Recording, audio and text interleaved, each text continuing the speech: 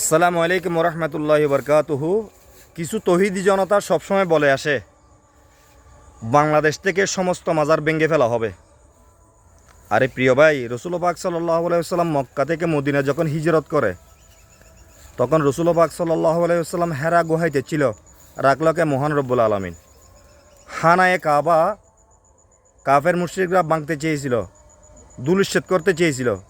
মহান রব্বুল আলামিন আবাবিল পাখি তারা রক্ষা করলো।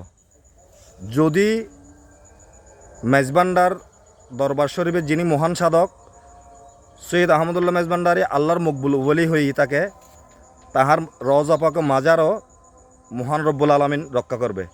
এখানে তোমরা টোটো কিচ্ছু করতে পারবে না। যারা আল্লাহর মকবুল ওলি বিরোধী তারা হচ্ছে ইহুদি নাসারার দালাল। মেজবান্ডার দরবার শরীফ ভাঙতে আসো, তোমাদের মায়ের যেদিক থেকে তোমরা হয়েছো সেদিকে ভরে দেওয়া হবে।